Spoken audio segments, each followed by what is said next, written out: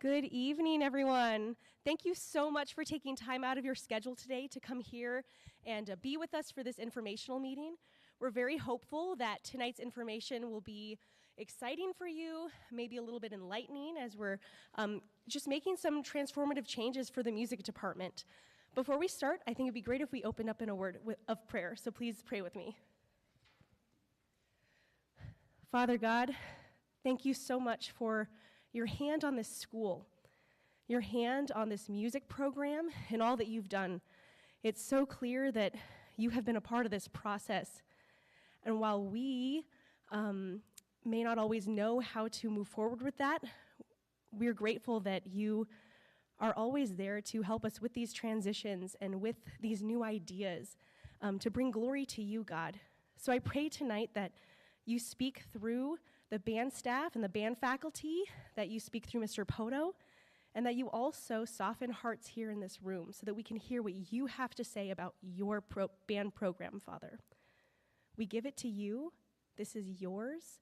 And so, Father, I pray that tonight we can just give you the glory through this time. Change can be difficult. And so, God, I just pray that your hand be on it, that we can just go along for the ride and enjoy where you take us. We love you, Father, and pray these things in your name through Jesus Christ, our Savior. Amen.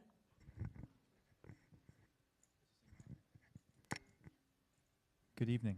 Can everybody hear me okay? Welcome, everybody. And thank you for being here tonight. Just to kind of echo Mrs. Poto's words, we really want tonight to be really for you guys, to let you know kind of where the band program has been, where it's going, and where it could be going in the future. So we do have a lot to cover. I'm going to try to go as fast as I can. But I just want to just open up and say that it is just a wonderful night to be here to talk about music. And I think we forget that sometimes, especially with our very busy day that goes on. I mean, we're not here talking about how we're going to feed our students and how we're going to house our students and even teach our students, but we're talking about music and the great privilege and opportunity it is to have music at a school like Rapid City Christian School. And with that, I am filled with joy to begin our conversation here on where God can take this group and where God can take the band program and instrumental music and how this will change your kids and our students here for the better and for his glory. So to begin off, if you want to, do I have a little clicker, or are we just going to just point? Do we have a clicker? I'll make sure I do this right. So we got a couple things we want to talk about, and we really want to give it all to you at the beginning, because there has been quite a lot of questions about what high school band is like. What does it involve? And there's so many things going on between that. Sorry, before I begin, make sure when you're done here at the meeting, please make sure you fill out the form saying that you were here so that I know that you were present. And then make sure you also pick up a packet that has our calendar and also our policy as well, which we'll go over here in a bit. I totally forgot that. My wife's over there just waving her hands in the back trying to remind me to do that. So please go ahead and do that after this. But here is our overview. And so we do got quite a bit to talk about, but I'd like to start off just from the beginning here and kind of go back to, why I teach music at Rapid City Christian School and like what was my calling here. And so really, I come from Wyoming, and I was actually I was in marching band, I was in pep band and jazz band and everything when I was in high school, and I absolutely loved it. And even before that, when I was in band in 6th grade in middle school, I played trumpet and I played percussion, and I absolutely hated it. And it wasn't until I got to high school band is when I really started to understand how much meaningful connections I made through music. And I was very close to quitting when I was in 8th grade, wanting to transition to high school band. It didn't seem like my thing. I didn't feel comfortable with the people in high school band.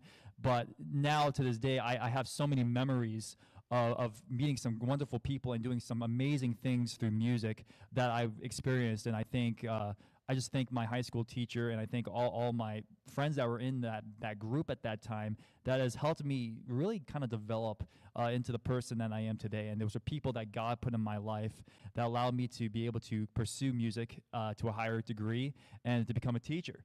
So just to name a couple things, my background goes pretty extensive. I'm very passionate about music, as my students probably know that I take it very seriously. Because that is an innate gift that God has given me to drive to be successful.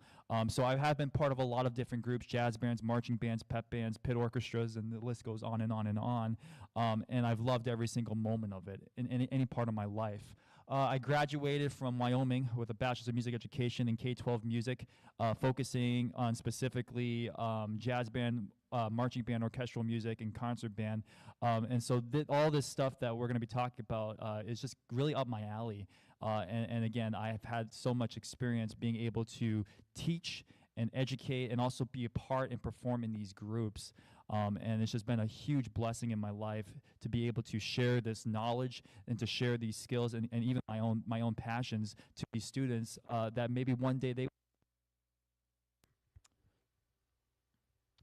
And so kind of before we talk about that, let's talk big picture here. I know a lot of parents have been in music before, and I know for some of us, we forget the big important thing is that this is a privilege to be in music. There's a lot of schools that don't have music. There's a lot of programs that are being cut because people don't find music to be important in schools. But we are here at Rapid City Christian School with a strong desire to pursue music education. I have a strong desire to not only glorify God with my talents, but to also pursue music at a high level with these students and to teach.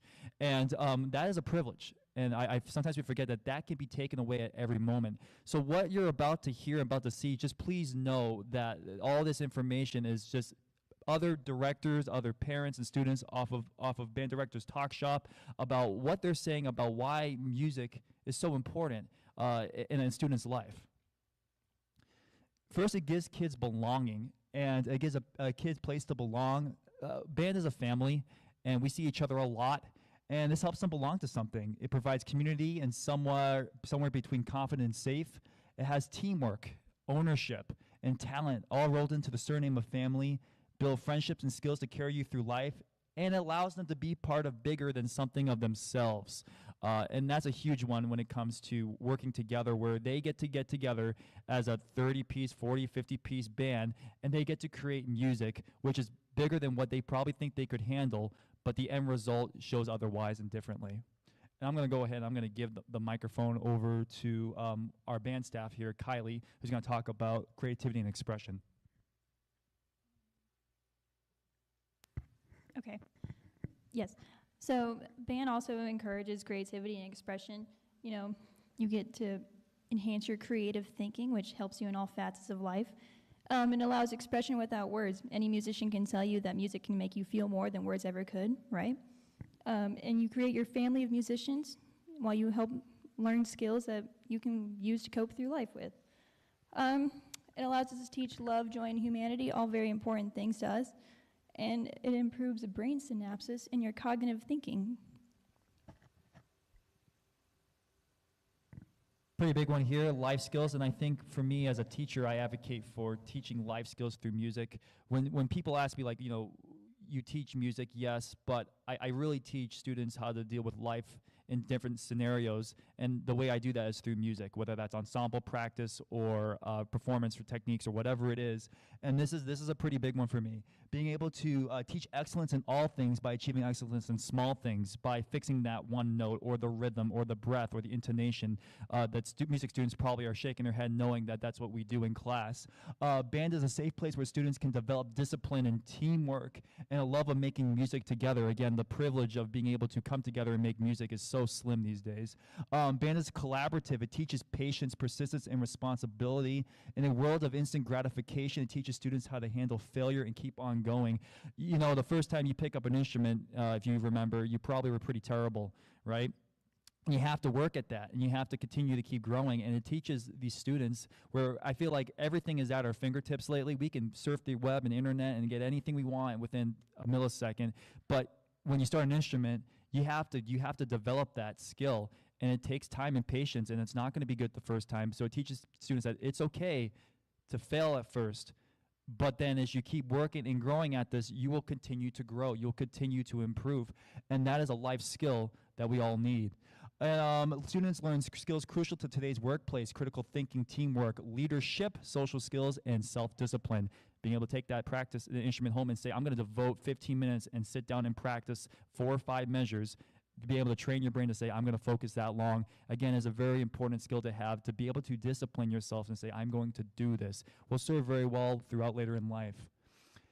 Most importantly, it just balances, where I think a lot of our school in America is focused a lot on academics, which it should be, but it gives us a break from that. It works the other side of the brain to say, look, you know, academics are great, but there's a other side of our human brain that God has given us to allow creativity and expression and musical characteristics and artistic expression, and that's what music is about. And on top of that, we talk a lot about incorporating all our other subjects into that: science, the sound of breath, math, being able to count up to 4 and doing dotted quarter note rhythms, and physical activities such as marching band.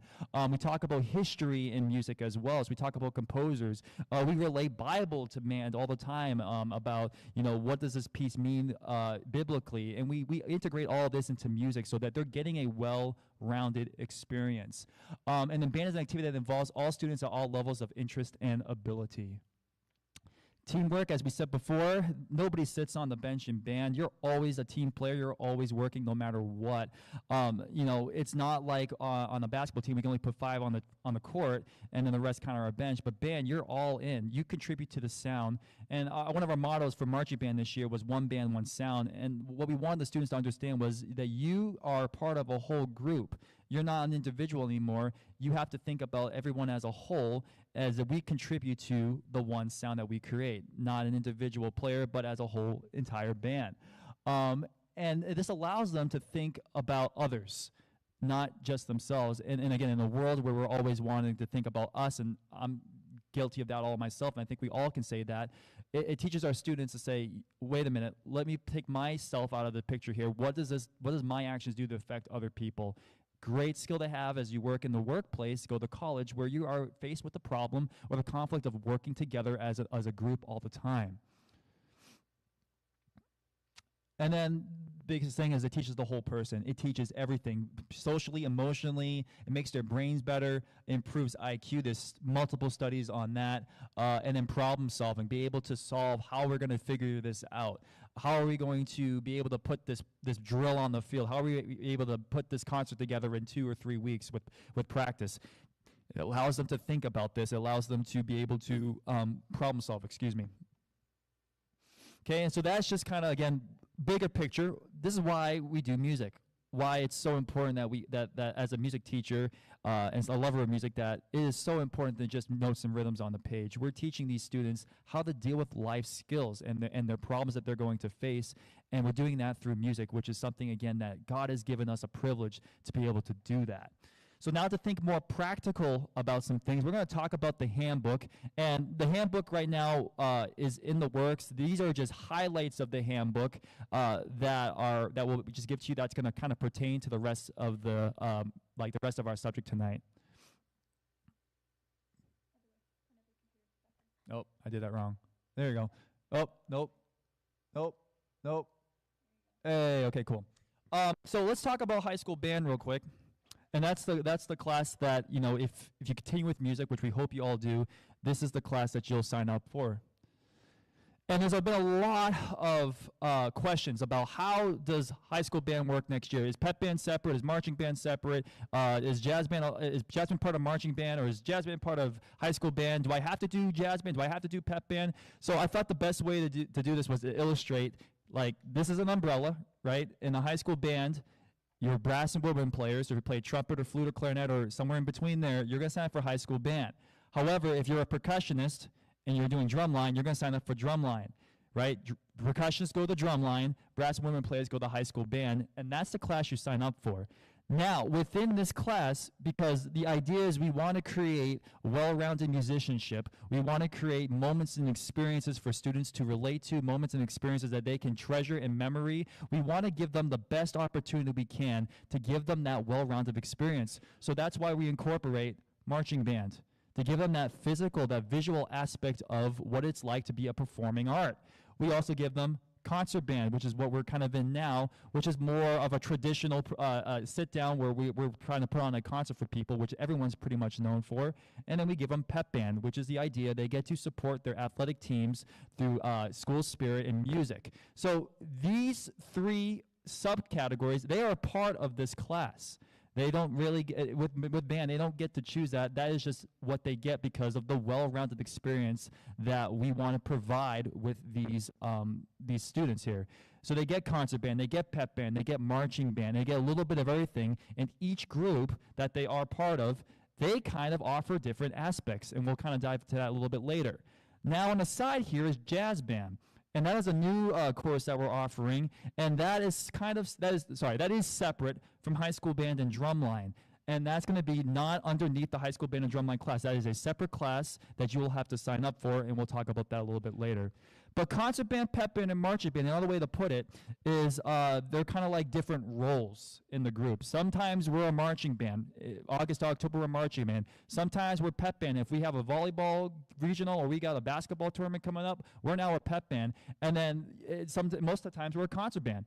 And we work on overtures and marches and traditional concert band literature for our spring concerts, our festivals, and other trips. So we played various different roles, but everybody that's in high school band and drumline will experience these three things. Okay, and so high school band, here's kind of the breakdown of what we have. It's 9th through 12th grade brass and woodwind players, all right? Fall semester units include the marching band, which is from August to October. Then we have the Christmas concert band, October to December.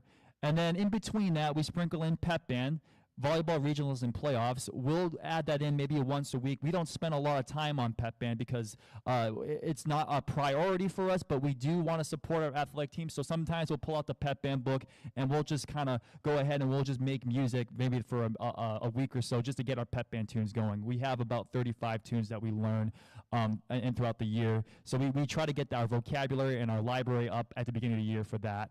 Then in the spring semester, we don't do marching band. We jump right to concert band, and we prepare for sometimes we call contests and festivals, spring concerts, trips, and we're thinking more standard literature like overtures, marches, fanfares, and all that stuff where you're used to seeing them at like the spring and Christmas concert. And then we do basketball, pep band, and as if we need it. And we usually take like the first 2 weeks of January as we come back from Christmas break, and then we go ahead and we do the basketball season, and we do basketball, pep band. And so now if you're a percussionist and if you're a drumline, it's almost the same thing, except it's an auditioned group. Percussion and drumline is auditioned because of limited instrumentation, and then as a drummer, me being a drummer as well, you have to know how to read music really well. And I'm not saying that you don't have to do that for any other group, but as a percussionist, keeping time and reading rhythms are so important. And because we have so much of a high interest in this group, we don't have the sufficient amount of instruments to allow everybody to play drumline. Also, speaking from a musical standpoint, it would be chaotic if we had like 40 drummers and like 10 band members. It would be ludicrous. So what we want to do is audition the group like we have in the past. And right now, our auditions are May 13th and 14th from 3:30 to 5. Those audition materials have not been sent out yet, but they will be here pretty soon for those who are interested in drumline. And again, our fall semester units, very similar to concert band, marching band, Christmas concert band, and percussion ensemble, pep band, and then spring semester unit, spring concert band, percussion ensemble, pep band. And then throughout the year, they really focus in on drumline. And the drumline has gotten to the point where we are now a separate ensemble where they will go and they will perform at random events. They were asked to perform at the Festival of Lights Parade downtown. That was a lot of fun. And so they do separate drumline performances. They will join with the brass and women players for a marching band performance, and they will join them for the concert band and the pep band. But sometimes they might be asked to do something separate, whether that's a fundraiser or an event downtown, and they might say, hey, just drumline, you go today. And so drumline is their own performing ensemble as well. And we wear drumline music throughout the whole year, for the most part. I would say like 90% of the year we're working drumline music and cadences. Right now we have about 15 cadences that we've learned, which again, really proud of the students that are in drumline this year that be able to put that on for us. Okay, so there's an overview of the courses how high school band is going to work next year. Here's some things about the handbook. This has not changed compared to last year. 70% of the final grading class will be based upon rehearsal points, marching band participation, assignments, practice logs, playing tests, and written tests. And then 30% of the music is based on performances. So that's like your pep band performances, marching band performances, Christmas concert, spring concert. They receive 10 points a day for rehearsal, and then sometimes I give them written assignment tests closer to like finals, where they will be graded for 30%, which is usually maybe like just like a quiz or two on musical terms and whatnot. Underneath the written test and performances as well, we also include, I'm losing my train of thought here. We include the performances, so that includes like your pep band performances and your marching band performances. That falls under the 30% category because it is a performance and we are a performing art. Thus, we would like the students to understand that because this is your test, this is your assessment of performing what you've rehearsed, we're going to put that as an assessment. Okay, concert performance and expectations. Pretty simple. Those who are in high school band this year know it. It's Concert Black. I will let you read that on your own. For the middle schoolers, 8th graders that are coming up, we do transition to a Concert Black, all black, either for ladies it's like a dress or dress pants, or for guys it's a black shirt, black pants, black shoes. And so we do all Concert Black. That's a little bit different there. And of course, this will all come out at the beginning of the year too, in case you need that information again. And then lettering, another great concern is, what is lettering? Well, lettering, it happens in all extracurricular activities and now even in band, where if they go above and beyond a certain level, they can get like a pin and they can get a little letter they put on like a letterman's jacket. And parents, you probably know what I'm talking about here. But we do have lettering in band, and then we have some students that will letter that go above and beyond. And so there are some criteria here that they have to meet. But just to name a couple of them, if they are an all-state band member, they make all-state band, they automatically letter because that is the highest achievement that you could possibly get in high school band, is being part of the all-state band. If you're an honor band member, you get 10 points. All-state band audition, so if you audition for all-state band, you get 5 points just for auditioning for all-state band. You don't even have to make it in, but auditioning for all-state band, you get 5 points for that. If you do a solo performance at solo and ensemble contest, you get more there, and the list kind of goes on and on and on. And then students will receive a lettering at the end of the year, like an application. They'll fill it out, and then at the end of the year at a spring concert, they'll get a letter, which right now we're working on getting those lettering applications out to you guys in high school band right now. But lettering is a great thing, and it looks great on resumes, and it looks great on scholarship to say, I've lettered in band, or I've even lettered in track, or I've lettered in football. It's a great achievement to have, to go look back on even at your high school years and say, this is what I've done. And it shows to bosses, it shows to scholarship recipients that you go above and beyond what is expected in your class to be excellent, right? And so a great thing to do is to have a letter in band, and that is open to anybody that really wants, again, to go above and beyond.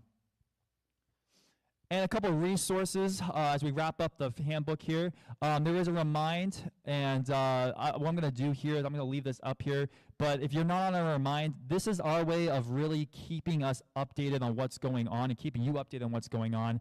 When we're on trips in high school band, I will always send out reminds where we're at. Sometimes if we're running late from a trip, I'll say we're 10 minutes out, or please come pick up your child at 4 p.m. or whatever it is. That is so that you get the information out the fastest way possible without me having to email, because it's really hard to email while you're on the road. So that's the easiest way to do that. And then we also do all updates in terms of, like, if we have a pep band rally that morning, sometimes we get called to do rallies for like regional games or regional playoffs or whatever. And then we also sometimes have sometimes short, maybe canceled pep band games, and I might just say, hey, we don't have a pep band game today.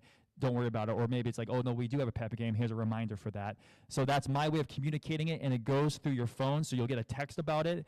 And that's how I communicate with really fast. That if I need the communication to go up really quickly, that's what we use there.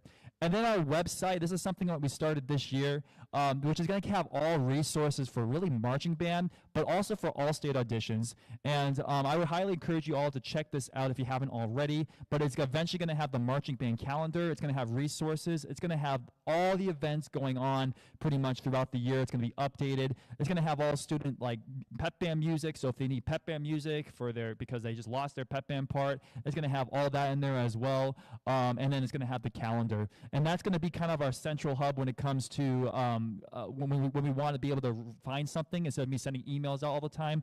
We're going to start using this website. And I'm going to promote that and keep pushing that a little bit more just to remind you all that I'd rather go to this rather than constant emails all the time. And then that's it for the handbook highlights. And so now let's talk about the marching band and pep band and what that's going to look like next year.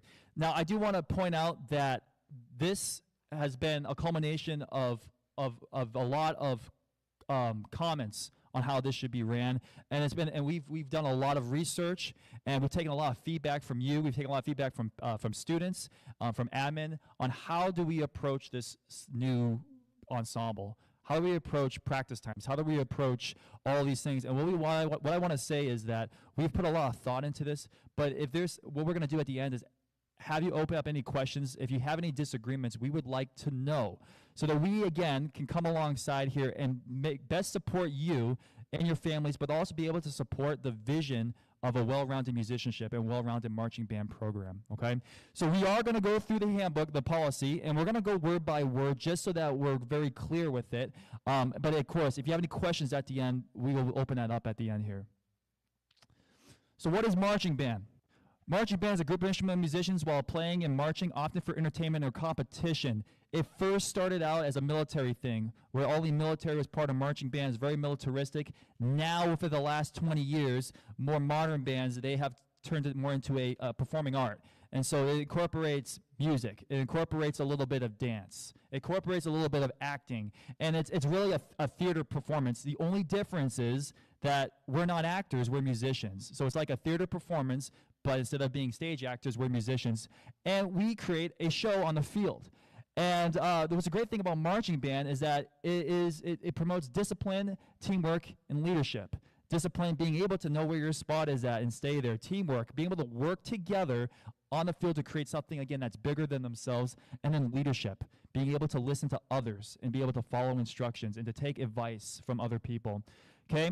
Couple of terminology that maybe some people don't know about. When we say drill, we're talking about the steps and positions that make up a marching band field show. That's very important in our summer camps when we say we're going to learn drill. And let's talk about the formation here. We say drill is the foundation to marching band, how we're able to make these formations. Field show is always performed on the football field, and it will take a concept or a theme to tell a story with music and movement. So some marching bands might do a show on colors, and they might say like yellow's the first movement, then blue, then red.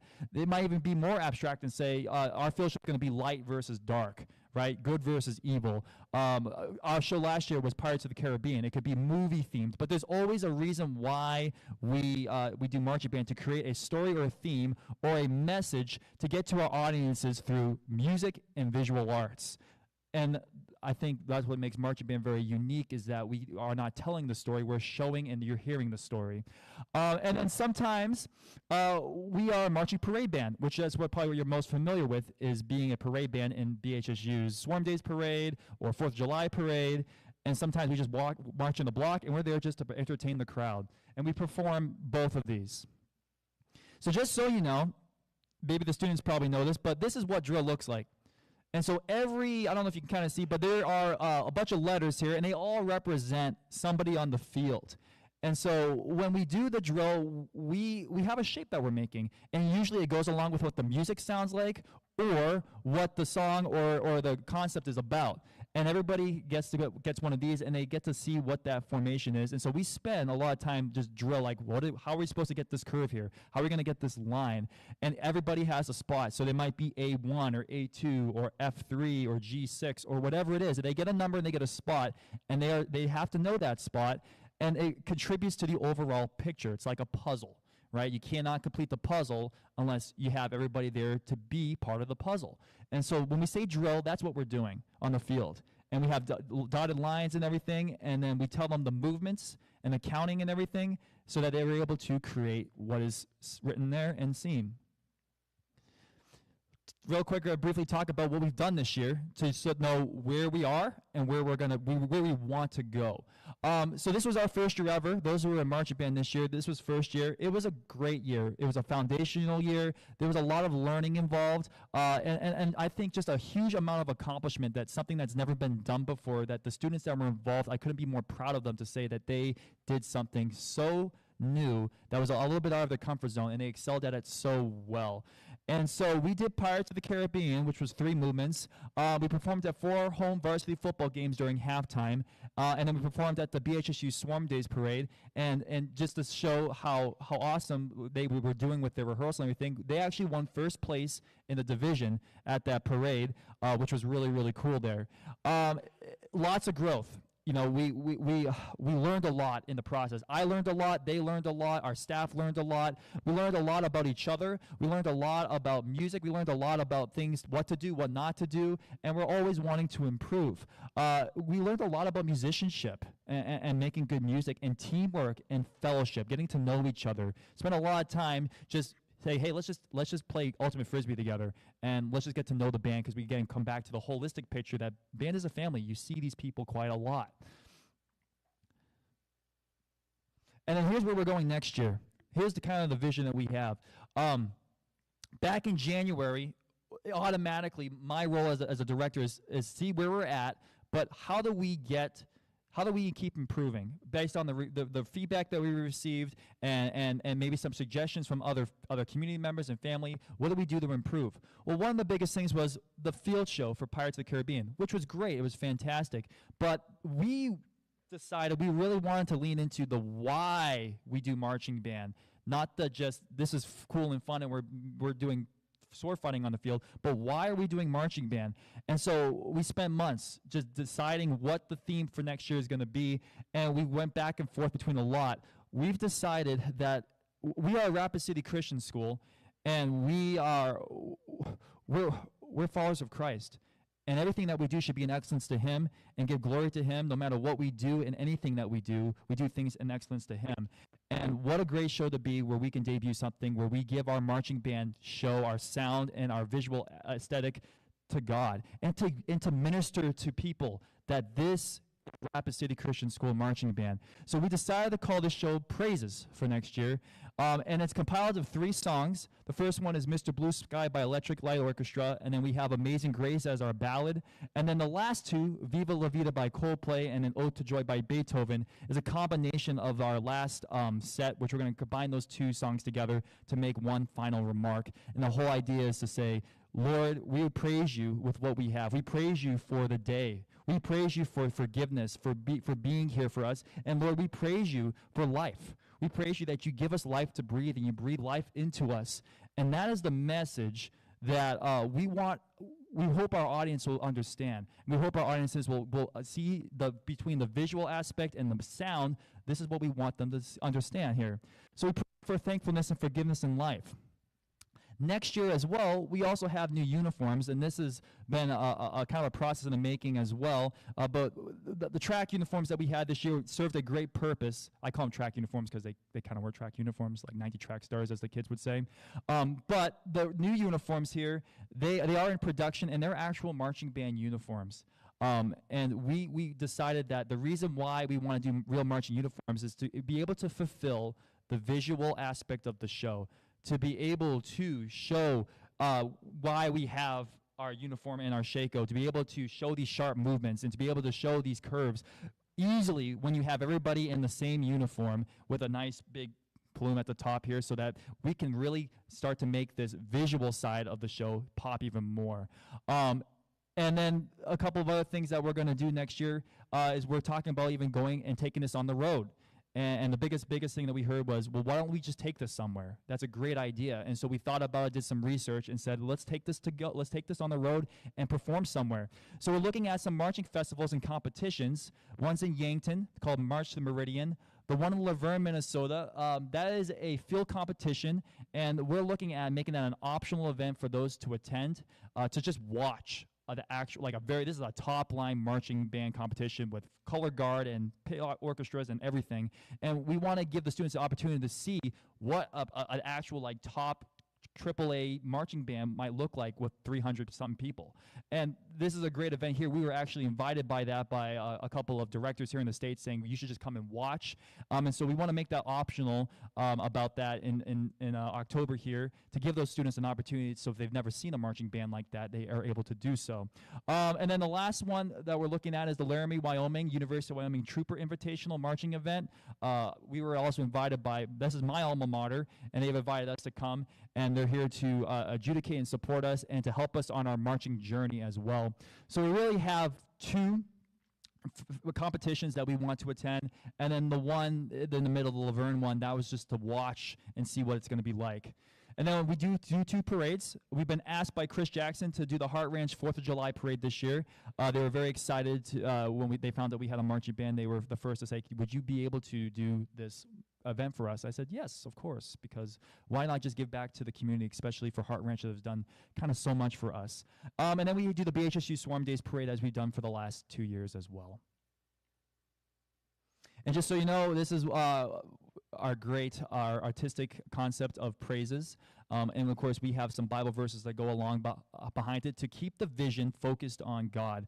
And we handpick these verses, and I'm not going to read them right now just for safety of time, but we handpick these verses again to make sure that our goal is to glorify God and not ourselves, not even our visitors or anything, but to Him. And these are going to be our 3 verses that we're going to really focus on next year as we dive into marching band. And then just so you know, there's our uniforms, and those are the new ones that we've come up with the design for, and they should be here hopefully in June. These are old uniforms. Yes, 90s track stars. But they served a great purpose, and they definitely did the job that needed to happen during this time, and we are thankful for even having the opportunity to have uniforms like this for sure. So the old uniforms will become secondaries for pep band events and other events as well, just so that we look more connected and more uniform in the stands. And then now I'm going to hand the time over here to talk about these guys that are up here that have really been behind the scenes, and maybe you've seen them at a couple games, that have been doing a lot of work behind the scenes, helping me get things together. It takes more than just, I think, one person to run an organization and to run a program. And these guys have helped me with so much stuff behind the scenes, calendars, rehearsal technique, just all these things that I can't get done in a daily day because I'm just busy. And so that these guys here kind of help me with that, and they have been so wonderful, and I think it's time just to introduce them and who they are as people as well. And you guys can read this. These are our qualifications for band staff. Our band staff has been approved by admin, and we do background checks for them. We do interviews for them as well. And the important thing is that no matter what the band staff members say or do, it directly comes from me. They're an extension of my voice. Sometimes my voice doesn't get heard very well. Sometimes I'm losing my voice, so I'll ask them to go ahead and just repeat what I say. But you guys can read that in your policy for a little bit, but I'm going to turn the microphone over to Mrs. Hammett. Singular. All right, hi you guys. My name's Carly Hammett. I'll stand up so I can read my own slide. So a little bit about me, my education background. I'm from Louisiana. I went to Louisiana Tech University. I have a bachelor's in forestry with the concentration in wildlife habitat management. It was super fun for 4 years to walk in the woods in Louisiana. You learn a lot about yourself. So my day job is being a forester for the National Wild Turkey Federation. My weekend job is being a bear wrangler at Bear Country. And I love the outdoors and animals and band. Band is my biggest love, probably more than the outdoors, because it's really hot out there. But in terms of band, here's my experience in Louisiana Tech. I was the head drum major, I was the band manager, the uniform manager, the director of media. I played in our hoop troop, which is our basketball pep band, and I was a lead clarinet player, and I was also crowned Miss Brand of Pride 2020 and 2022. And I loved it all so much. College was a great time. I was also in our Tau Beta Sigma National Honorary Band Sorority, a sorority for women in band, and I was president and vice president of my chapter. All for 3 years I was in it, and that just taught me a lot about leadership and how to delegate and how to talk to people. So I really am thankful for those experiences. When I was in high school, I was the head drum major for 2 years at Airline High School in Louisiana, and I was also the uniform manager and the equipment manager. So I have a lot of background in band. This will be my 10th year doing marching band, which is crazy. I've been playing my clarinet since I was 11. I'm 23. That's more than half my life now, which is scary to think about. But I just really love being here, working with Mr. Poto and Mr. G, and all of you guys. And it's been really fun. So Your turn. Thank you. Well, hello there. My name is Alden, but the kids call me Mr. G. I'm currently at Black Hills State University pursuing a bachelor's degree in music education, K-12 general music, orchestra, band, and choir. So in my time at Black Hills State, I have been in everything except for jazz combo. Every single Black Hills State University organization involving music I'm in, including the B line, which is our drum line, which I have personally written some cadences for, taught bass drums, the whole thing. I was also in jazz band, concert band, wind ensemble, upright bass and orchestra, concert choir, and chamber chorale, which is our highest audition choir. And then before this, I was at Douglas High School, where I was drumline captain for 3 years. I was in the concert band, wind ensemble, jazz band, melody shop, which is our audition choir. I was 4 years all-state choir, 1 year all-state jazz. Unfortunately, it was COVID, so I didn't get to go. I'm a recipient of the Louis Armstrong Jazz Award, which is an award given out to a senior who is renowned in jazz, chosen by the directors and the students at the school. And I am also a recipient of the National Choral Award, which is the same thing, but for choir. I've also received the, what's it called? The United States Marine Band Award, which is a national-wide award given to one singular student in the area by the United States Marine Corps for excellence in their program. So right now I am a student at Black Hills State, and I am studying the upright bass, the electric bass, the piano, vocal, percussion, everything but a wind instrument.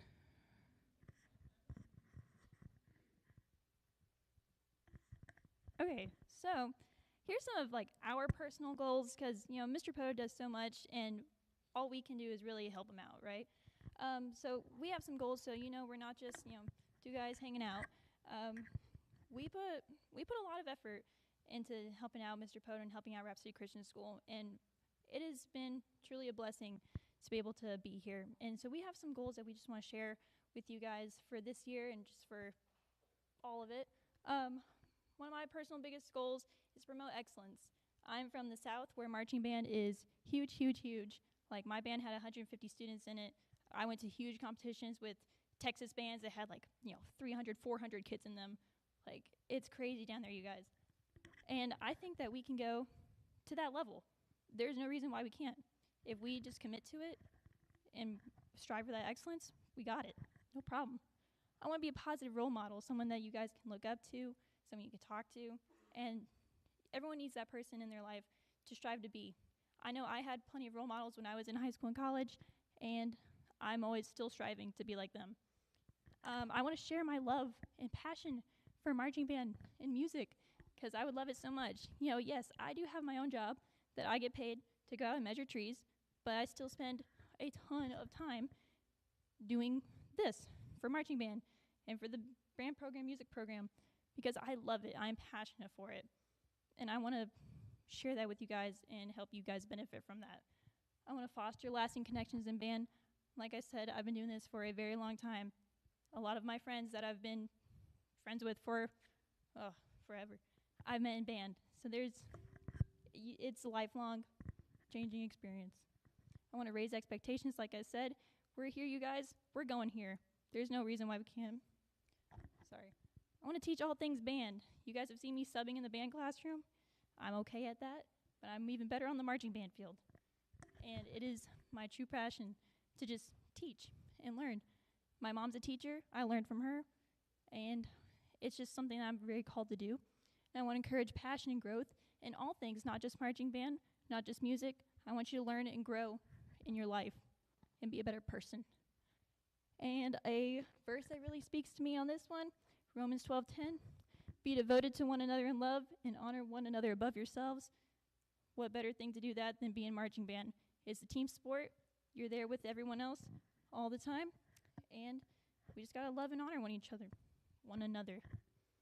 Thank you. Heidi ho. So, much like Kylie, Miss Hammett. I am here for many reasons. The main one, though, is to further my education. I'm going into my 3rd year at Black Hills State, and so here pretty soon I will be out in the workforce, hopefully teaching wonderful kids such as yours. And so I am here to further my education in such a way that whenever I do get out there, I am well prepared. I'm here to assist drumline, percussion, if you have any instruments that fall apart on the field during our show. I know I had a couple of those. I'm there to go out, grab instrument pieces, put instruments back together. I'm here for all of that. I'm here to help teach marching fundamentals. I don't just teach them here, but whenever Black Hills State does our marching show, I help teach the college kids there as well. So what I'm doing here, I'm also applying to what I'm doing there. I'm here to encourage lifelong musicianship. Because I am a musician in college, I am trying to encourage all of you to try and do music in college as well. Even if you're not going into music, you can still do band in college. I'm here mostly just to learn the process of teaching high schoolers, teaching middle schoolers, teaching different types of instruments, different ways of teaching. I'm here to gain classroom experience when I'm not on the field. Sometimes I come in during a spring break, I'll come in during winter break, after graduation, and I'll just help out Mr. Poto. I'll do some conducting. It helps me, it helps him, it helps all of us. And I just think that something that really speaks to me on this is Proverbs 19:20, which says, listen to advice and accept discipline, and at the end you'll be counted amongst the wise. That's exactly what I'm here for. I'm here to learn from people who have done this before. I'm here to learn from people who have degrees in this so that I can become better, so your kids can become better, so we can all be counted as wise. Thank you. And just so you know, Kylie, the newsletters that you're getting, she formats all those. And I just give her the information, and she does such a wonderful job. So if you think that I have artistic skills like that to give you newsletters with pretty colors, you're totally wrong. It's all her. Alden here, he helps write our percussion auditions, and he's helping me out with drumline placements and all that stuff as well. But these guys, we do meet pretty frequently on just how do we create a culture that's thriving, and if it's not working, what do we need to do? And so, of course, these guys are a marching band, and really for pep band, they're my go-to people when it comes to what are we doing well, what can we do improving. So we're always trying to, again, for your students, for your kids, and for students here, how are we going to better this program? And so we're always putting a lot of thought into this on how do we go from here? What do we need to do better? What do we need to take back? What do we need to learn from this? And we've all learned things from each other. I'm glad that we're having by my side.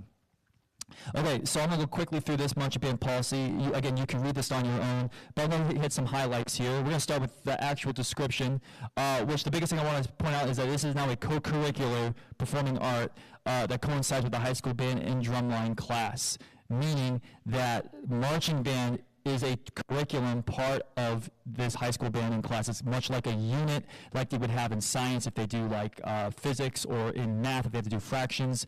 They still have to do the unit, right? But we just start in August and we end in October, so it's about really just like 2 months, which is pretty slim compared to the rest of the year where we're almost all in concert band. And then you have to be, in marching band, you have to be enrolled with the high school band and or drumline class, okay?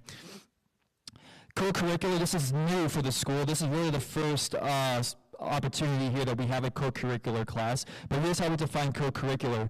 Co-curricular is defined as an activity that takes place in and outside of the classroom. There is just not enough time during school hours to rehearse show music, marching drills, marching technique, thus requiring after-school rehearsals. To achieve a high level of performance, there must be a high level of expectation and standards for our students. For this reason, we rehearse show music during school hours in class, then the marching drill and marching techniques are after school. This allows us to retain what was taught in class and apply it to our field rehearsals, combining both of them. All the skills and techniques learned in this class will reflect and apply to the after-school rehearsals, as this is an extension of our drumline and high school band class. And so this is something that's changing next year. We're going to talk about the fee. This year it was $150 set by Ammon and I. But next year what we're going to do is we're going to lower it to $75 for their first year, and then every year after that, marching band's going to be $25 after that. So the first year expense will cover band shirt, ball cap, marching shoes, and gloves. And these items will be reused every year. So you'll get your own shirt, you'll get your own ball cap, you'll get your marching shoes and gloves. And there might be some additional travel expenses for trips outside the immediate Rapid City area. We might ask to just cover a hotel room or some small costs. We try not to make it over $100, but there are going to be some small charges when it comes to being in marching band as well.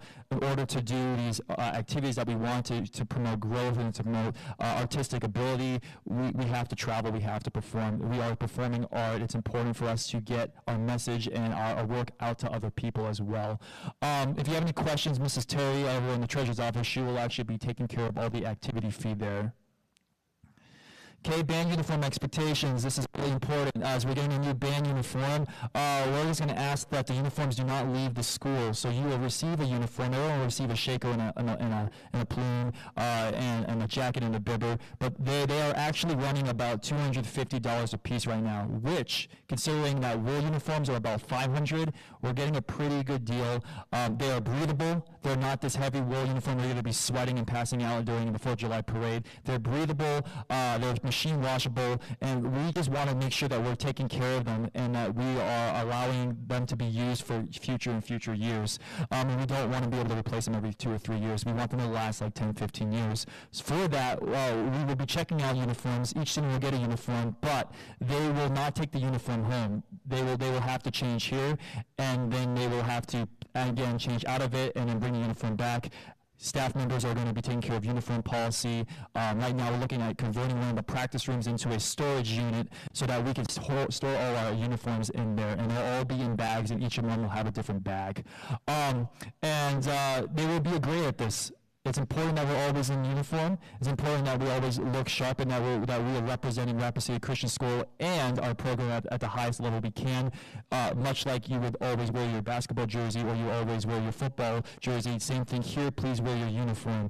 And then there will be a grade for this because we want to make sure that you are accountable for your uniform and knowing where it's at and making sure you have it at all time. And there'll be a uniform check there. And then band uniform expectations are continued. Again, you'll receive a shirt, a ball cap, gloves, and then black marching shoes here. And then if you lose anything, we just ask that you are going to be covering that. So if you lose your shoes, because those are going to be expensive, and we want to make sure that you have them, we're going to ask you to cover that. If you lose your hat, we're going to cover your hat.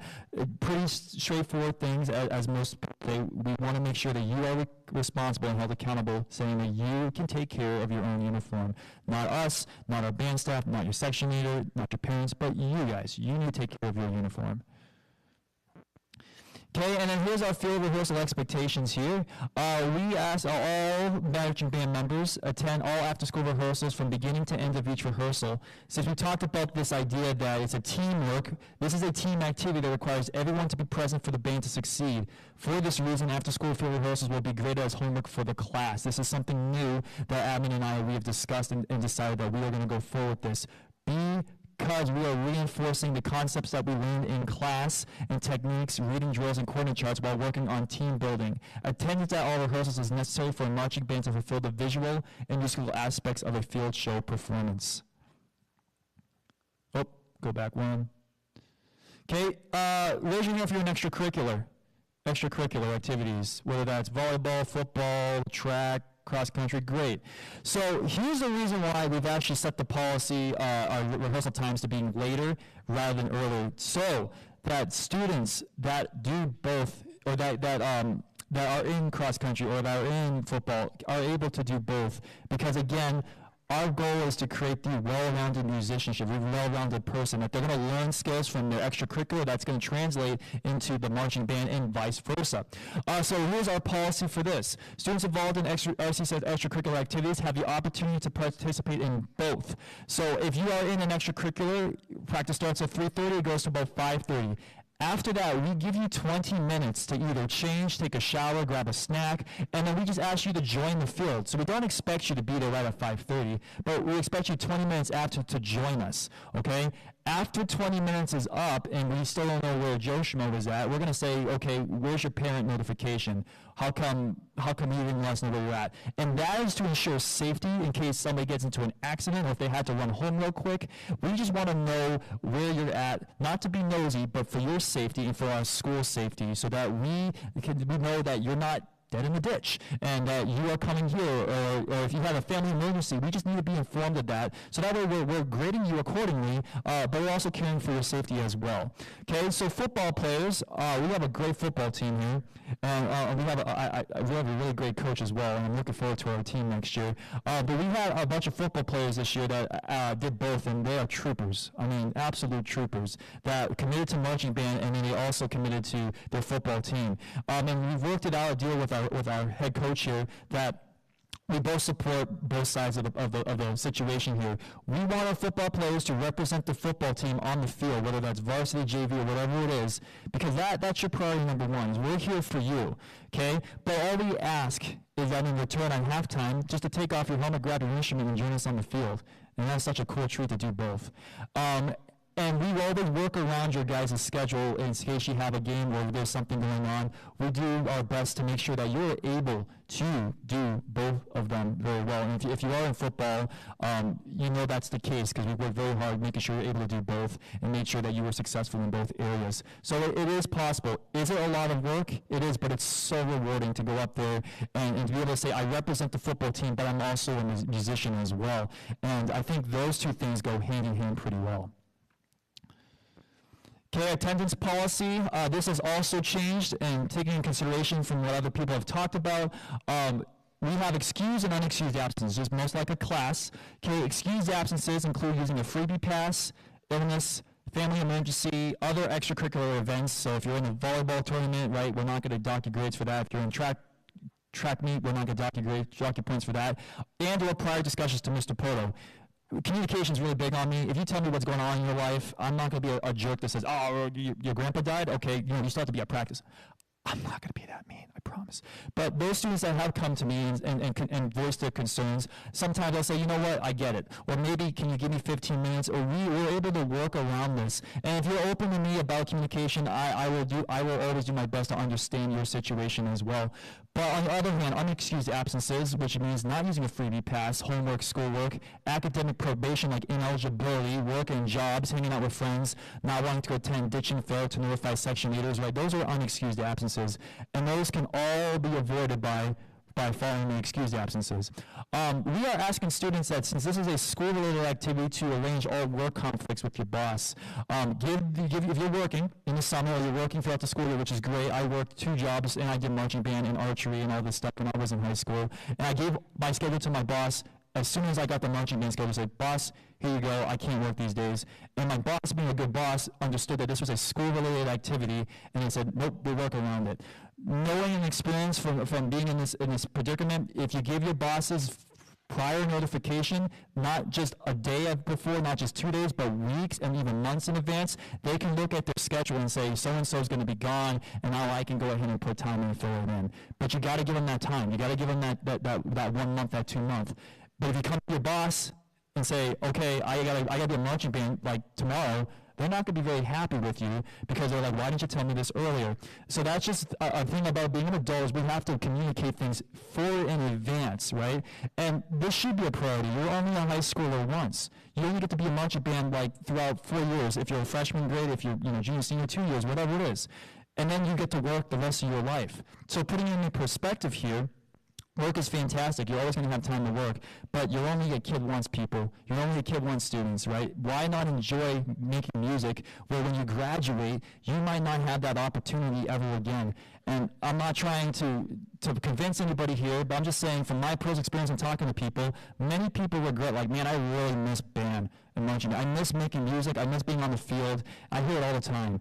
And I just tell them, like, I'm just blessed that I'm able to have a job that's still able to do what I love to do. Okay, so with the attendance policy, we're saying that more than one unexcused absence, you're going to have a discussion with me. I don't think we'll ever get to that. We never had it this year, but we just need to know where you're at. We need to know that you're gonna come in, you're gonna be accountable, just like anything else that you would do in life. We want to make sure that you're there to keep our expectation high. Okay, let's talk about freebie passes. This is something new here.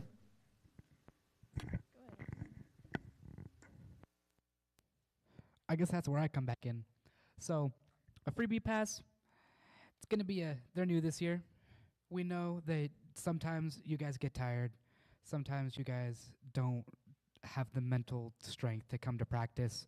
Sometimes you guys are really bogged down with schoolwork. So, this year we're going to be giving you 2 freebie passes during the marching season. They can be used for rehearsals, but not games. So, what it is this is your excused absence. You can use one of these, and as long as you tell us 24 hours in advance, so not just like practice starts in an hour and you're just like, hey, I don't feel like coming today. That doesn't work. A day in advance, you tell us, there's no makeup assignment, there's no makeup, it's just an excused absence. The only thing we ask is that you ask your section to talk about what we did that day so you can get caught up, so we don't have to spend extra time at the next rehearsal. So that's going to be on you guys to make sure that you know what we worked on at rehearsal. You get 2 of them. Use them wisely. And just to kind of clarify and just even go off of that, right, this is for those times where you're like, I got a birthday party I really want to attend, or my friends are doing something really cool. And we want to give you a little bit of flexibility here, because we understand that you're getting pulled in so many different directions. And as a director, I want to respect that and say, you have some opportunities now to use your freebie passes. All you got to do is let us know when you're going to use them, and we'll keep track of that. But it gives you some time to say, you know what, maybe you're really tired, and you're like, I just cannot today with marching band. Use your freebie pass. Use that time to sleep or do homework or whatever it is, but you get 2 of them that you can use throughout the season, which, again, allows you to choose and how you want to work your schedule and how you want to fit that in there. Okay, grading and homework. We real quick talked about this. Again, you're going to get rehearsal points for being at after-school practices. There's 10 rehearsal points for being prepared on time, and then just performing and participating. And then your 10 points will also come from when you're at a performance. Pep band, marching band, halftime performance at home will be 30% of your grade there, as is a performance and is an assessment of your knowledge of what we've learned in class.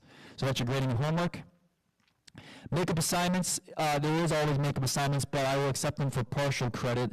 Nothing can really replace the experience performance of being a marching band. So if you have an unexcused absence, right? So that's like a no-call, no-show, like, where is Joe Schmo? Joe Schmo, I don't know where Joe Schmo is. And nothing against Joe Schmo if there's a Joe Schmo here, but just that's the name I'm using. And I don't know where Joe Schmo is at, and where is he at? And then we say, okay, now we have to do a makeup assignment because it's like a no-call, no-show. You don't know where you're at. You didn't communicate that. There's no excused absence. There's no reasoning. There's a makeup assignment. You'll always be given partial credit. Something on makeup assignment might be you have to play your music for me, or you have to record yourself marching or something, where you'll be able to make that up. So there's always a makeup assignment, but it will be for partial credit. Okay, here's the big one. We've had a lot of debate about how we want to approach this. I know this has been a big topic, so I'm going to read this verbatim here so that you can understand exactly what the eligibility policy is for next year for marching bands. Band students will not be held to the academic eligibility criteria for home events. The performance is an extension of the class, and it will be graded. However, band students will not be able to participate in away events if they are academically ineligible. Once a student is on the academic ineligibility list for 3 weeks in a row, they will not be allowed to perform at home events, but they must still attend practices and rehearsals. Since marching band is a requirement of the band class, the ineligibility policy has been modified as such. Different from this year, to where if you are ineligible, you cannot perform at your home game, you cannot perform at pep band. This is different. Even if you're ineligible, for the first 3 weeks, you will still be able to perform at pep band, and you'll still be able to perform at marching band. If you're still on that eligibility list after 3 weeks, that's when you're not able to perform at all, and then you'll have a makeup assignment, and you'll have to make that up. Different than our extracurricular policy, this does not, this is not a part of our extracurricular. This is kind of an extension of it, I should say. Our extracurricular policies for activities outside of class, since this is co-curricular, this one is a little bit different. So please note that this is now the eligibility policy for marching band. and it also applies to pep band performances as well. Traveling and trips, we've talked about this. We might ask you to cover some expenses here. And let me just throw this out here. If finances are a reason why you cannot attend the trip, we never want that to be the case. Our first priority is to allow the student to be able to perform and do these opportunities to make lasting memories, to learn. And if finances are a difficulty, just let us know, let me know, let Mrs. Terry know. We're able here to provide financial support as many ways we can, fundraising, and we're able to work towards that. We have a couple of students that have some financial difficulties, and they've come to us, and we've always been like, we're going to work with you to make sure you're able to do these things. So we shouldn't ever put and say, I cannot do marching band because of the expenses. Please come talk to us. We're here to help. Our priority is to get them to be able to do these things. And if money is the reason why we can't, well, it seems like nowadays money is always the reason why we can't do things. We don't want that to be the case. And we want to work with you and we want to work with your families on making sure that they're able to participate in such great events such as competitions and festivals and all these trips. Okay, expectation of students. Students, you can read that. The biggest thing is attending all rehearsals and then being in dress code at all field rehearsals as well. Communicate all conflicts with section leaders and Mr. Polo. Practice memorize all show music before performances. Demonstrate a kind and humble heart and willingness to work as a team. Show a positive attitude. Respect all band members and staff. Refrain from demonstrating negative behaviors and actions. No phones or personal electronic devices. Be in full uniform for band performances. Perform music in the stands at home football games. Help clean up equipment area of all performances and practice spots. So most of this is behavior. Most of this is just, I choose how I want to act in band. If I want to show up and be grumpy and let people know, right? Are we being kind? Are we being a humble heart? Are we willing to demonstrate a servant's heart here? Or if I show up like, okay, today was a rough day, but I'm going to show up and give my 100%, even though it wasn't the best thing I could do today, but I'm going to not let it affect everybody else. You're thinking of other people, and that's all we ask. We don't want negative attitude. We don't want negative behavior. And just like your other teachers and your other coaches, we don't want that on their team or in their class as well. We don't want that either, guys. We want to be here to support you, but we also don't want you to bring other people down. I get that you have a hard day. I get that we all have hard days. But as adults, we can't let that affect other people as well. Now, if you have a hard day and you're like, I need to talk to somebody about it, always know my door is always open. And say, Mr. Pearl, I'm having a hard day today. That way I know that you're having a hard day, and please be open to that. If you feel like it, I will always respect that, and we can always, that way I know what's going on and can help you with this as well. Please help clean up equipment. This is a big one. For the last 2 years, I've always watched people leave, and it's the same 5 people that pick up the equipment, or the same 6 people that pick up equipment or trash, and they leave the stands a mess. And correct me if I'm wrong here, people, but we should show excellence in everything we do, even the small things like picking up after each other, picking up after ourselves, picking up garbage, picking up trash, our concession stuff. We need to do that. And I feel like, I'm speaking to the crowd here, I feel like as a school, we don't do that very well. And so it's always, for me, I'm seeing the same 5 people that always pick up again, and I'm like, that's not fair. As a band, we do things together, and we should do things as such together as well, including taking care of our places, taking care of the pep band, comic cage, the track. I don't know how many times I've seen, and I've been kind of appalled to see that people just leave. I understand that we have things that we have to get done. I get that. But folks, if we take 5 to 10 minutes and everybody picks up something off the trash, off the track, we're going to be great. And we get to go home. But it shouldn't be the 4 people that always do the same thing. That's just not fair to everybody. Please, people, parents, students, know that this is a team effort. And we work together as a team. Please don't leave it to the next 3 people that say, they're going to pick up after me. That's not a good way to live. And that's just thinking of ourselves and not thinking about the group as well. There were many times that we had to pick up trash too, and we were there for half an hour sweeping and picking up bottles and picking up chip bags and everything. And we all want to go home. I get it. But if we work together, we'll go home even faster. Here's my expectations as director. I felt like if I have expectations of you, you should also have expectations of me. So I will always be present at field rehearsals and performances for the entire time. I'll be available at least 30 minutes before and after rehearsals and performances. I will ensure that students have water breaks. That was a big one, and that's something that I learned. We're going to keep track of water breaks in the summer. every 30 minutes they'll get a water break, if not even more than that, to make sure that they're getting water breaks. I know that was a concern. We've learned from that. And so we're going to make sure that they get water breaks every 30 minutes. Director will be open to any conversation with parents and their students. Please make sure the conversation is set up by appointment. As a director here and as a teacher, I would prefer that we set this up to talk about it rather than just coming into my office. That is just something on my end that I can prepare for the conversation. And then I will always give 100% effort and dedication to the drill, music, and rehearsal and performances, working a lot in the summer, making sure that we're ready to go so that these kids get the best experience they possibly can. And then real quick here, talk about student leadership. We have student leaders, and they help run the program. If I'm watching the drill at the top, they're on the field. So we have section leaders and captains that run each section, that are in charge of running sectionals, that are in charge of making sure where the section is at. Raise your hand if you were a student leader. Are student leaders here? Student leaders? Yes, there's a couple of them here, and anybody could be a student leader. They usually have to apply for it, and they go through training to make sure that they are equipped with the knowledge of being able to run a section. And then on top of that, we have our drum major. We've had 2 drum majors this year, and they are the top student leader of the band. They run the field rehearsal. They run the field performance. They're the ones conducting, and it's not me. It's really on them, and they are like a little mini Mr. Poto, and they learn how to score study, they learn how to conduct, they learn how to plan and organize, and it's just a wonderful skill that these leaderships get to learn how to do these things as a director, but also as an adult. And to be able to see that this is what it's like to plan things out, because everyone's going to have to plan things in the future. So we do have student leaders, and they are tasked to telling the band sometimes what to do.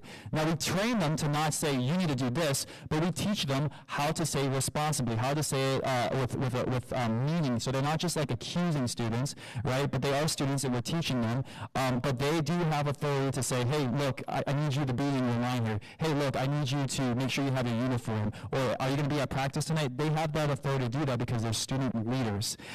Student leaders will always, all the instruction will come from me. So whatever that student leaders say, know that it comes from me. It will never come from themselves. And if it feels like it is coming from them and not from me, please open that conversation up to me, as I will always discuss that.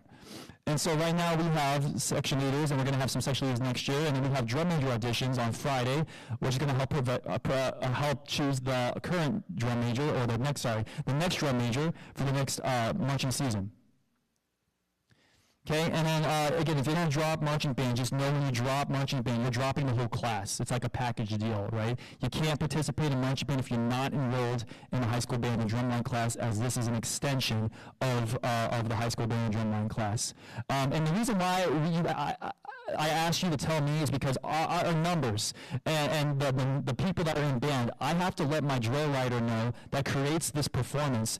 And if somebody drops band and we don't know why, I need to know their instrument, and I need to know their position on the field. And that gets really tricky when so-and-so is like, we're so-and-so, and we don't know, because then I have to try to figure out what's going on, and I have to hunt them down. But if you're like, hey, I'm dropping the class, whatever, it gives me an idea so that I could tell our drill writer that we've lost a saxophone player or whatever it is. That way we can update all this together. So it's not me being nosy, it's me I literally need that information so that I can get the drill updated. And our drill writer works on the clock when it comes to this, when there's updates in the drill, because everything gets shifted over, okay? Okay, moving quickly here. Summer schedule, band camp. Yes, band camp is super important. This is preseason camp, like for football, for volleyball, for track, for anything. This is where we learn fundamentals. And all we ask is that please treat these days that you're going to be out of town. Treat these days that this is going to be time for us to learn and grow as a band. Can we create that band family, that culture, learn the basic fundamentals skills. It's not all just work. We do fun activities for them. We throw in water gun fights, we did a pie fight, we throw an ice cream party, we do movie parties, so we do fun things in between. That way they're still getting to know the people in their section and in the band, but we also have priorities. We want to make sure that we get our show learned as well. So all we ask is just to please arrange all conflicts away from this so that they can attend all of camp. And the reason why we have it so long is really so we have a lot of stuff to get done learning music, and we have to get drill on the field and learn marching fundamentals for those who have never marched before, and that takes time, and it takes a lot of time and patience to be able to teach that at a very successful level. There's been talks about why not cut marching band to 8 to 2. Well, if we do that, if we cut marching band practice camp from 8 to 2 or 8 to 1, compromising what the excellence and the quality could be. And so the deal that I've talked to our staff is, if we are able to show up to marching band camp and know our music, and then we don't have to work it as much, and then the students come prepared, we're able to end early. We're able to do that. But it's hard when we're still trying to learn music and we're still trying to play catch up when nobody's learned their part. So that's why we spend time on it. And so the deal is, when students come prepared to camp, we're able to accomplish things a lot faster, be more successful, so that we are able to respect their time. We do have it long from now for a reason, so make sure we have that amount of time we need to be prepared and ready to go. Again, marching band camp dates are on the calendar there. Important summer events, again, they're all on the calendar, but they're up there. Drumline camp, 4th of July parade, band camp, and then we do have a small band camp, 5:30 to 9 in the week of August, and then we do like a band cookout there, and that's all on your calendar as well. And again, I'm gonna leave this open at the end here to talk about this, the times and commitments and whatnot, as we want to make sure that you are being informed and that we are communicating as well. Here's our commitment. Here's what we ask, and please keep in mind that this is not all like you need to put band above everything. And here's how I look at it. You need to put God first. So whether that's doing a devotional, that's whether attending a youth group or serving on a mission trip or anything, a service project, that's first. Please don't ever compromise that. I will never ask you to compromise putting God first. After God should be your family. Okay, you should know that with your family that you need to be able to take care of your family and everything. And then your academics, and then band. I'm putting this in the band perspective, okay? As band members, regular band members, we just ask 90%. That means that you show up to rehearsals, you attend that, and then you go home. We don't ask anything more from you. If you're a section leader, we're going to ask a little bit more from you. We're going to ask you to stay a little bit extra. We're going to ask you to help plan some things out. We're going to ask you to be a part of some meetings involved. And if you're a drum major, like I said, we ask for 100% commitment because you are the face of the student leader of the band, and we do ask that you are a full committed person. And the drum major should be the full committed person because they are the student leader. So know with commitment, we do this because, again, in order to achieve high level of performance, we have to have high level of excellence and standards and commitment. And my vision is, when we do something, we always want to do something great, not good. And we always want to do it to the best of our ability. And these are the reasons why we say, we just need you to be committed. We need you to say, yes, I'm going to put this together. Yes, I'm going to do this for the band, for the music, right? And know that. And know that you're going to do that. Okay, so here's some conflicts and solutions that have come up across the couple months here. I have to work, and I have band events, right? Happens a lot. Give your boss a schedule ahead of time. Tell them ahead of time. And tell them that it's a school-related event that you cannot schedule you during those times. I have too much homework and cannot attend practice. That happens a lot. How many of you have too much homework? Yeah, totally. I relate, and parents probably relate too, right? Homework, it's important. However, since this is a class, this is a group project. Your marching band rehearsals from August to October are a group project, and what's great about it is you don't do this alone, you do this with friends. You do this with the band community, and you get to create something beautiful, something amazing, right? This is a group project, and this is an assignment, so here's what we ask you to do. Since we only give you 2 days, Monday and Thursday, for marching rehearsal, all we ask is that you plan out your week.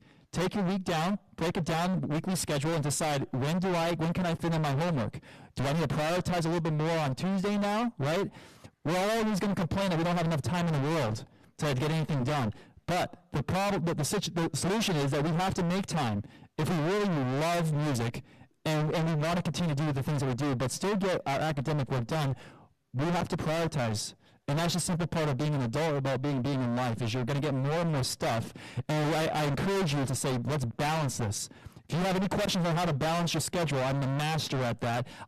Some students that come up to me and say, look at my schedule, Mr. Polo, how do I do this? And I'd be more than happy to sit down with you in my office and we can go over how to organize your schedule and say, we could fit time here and here and here. I've done that before. I'll be more than happy to help you out because that's important to me. That's important to me that you understand how to balance a schedule because this might translate into a job, right? This might translate into now I'm part of the worship team.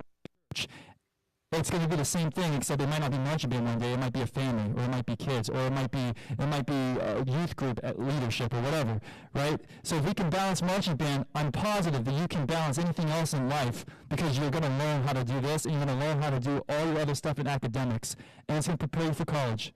It's going to prepare you to be working class citizens and adults. And it's going to prepare you to take on anything that life gives you because you're able to balance this commitment and everything else. And I would encourage you to think about it this way instead of saying, I cannot do this, I cannot do this. You absolutely can do this. If homework is the reason why you can't do this, let's talk.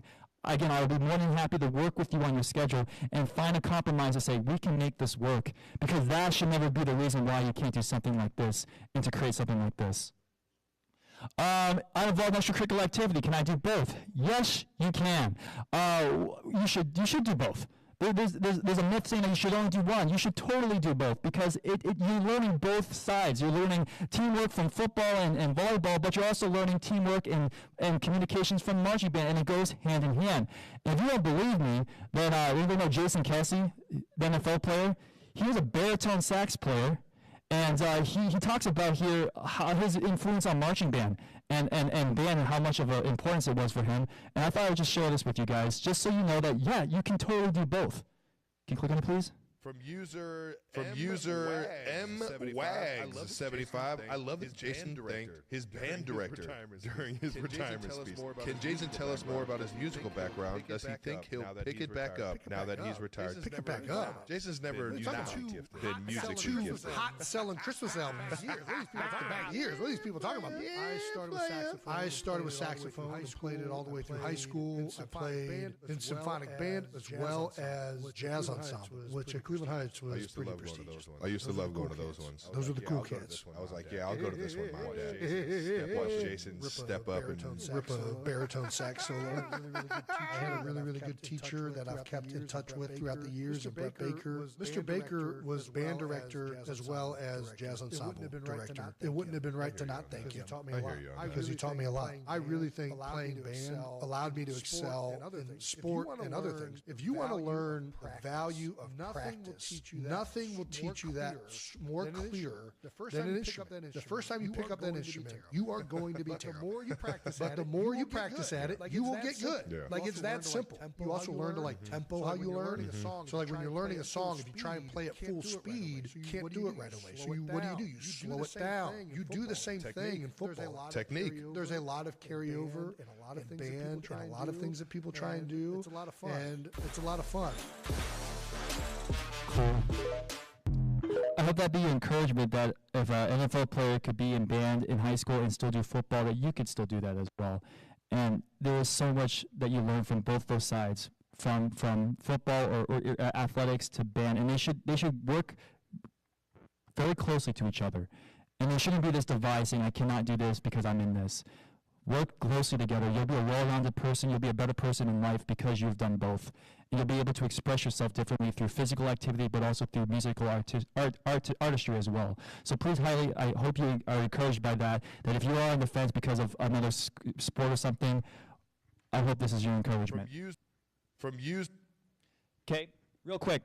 Pep band. The difference between pep band and marching band is that it is in the stands as an athletic band, and it's at sporting events and pep rallies, and it's the same thing. It's an extension of the class, and they're being graded for it as well. Okay, attendance policy is the same thing here. The only thing is that's different, or actually no, it's all the same here. They still get a freebie pass and everything as well. Attendance policy is the same as the marching band policy. Pep band freebie pass, because the pep band is a very short season for us, we're only going to say one freebie pass for pep band. And since we don't require any extra rehearsals for that, this is for games. So if there's a game that you don't want to go to for pep band, you can use a freebie pass on that. Again, giving you control a little bit on how you want to manage that. Okay?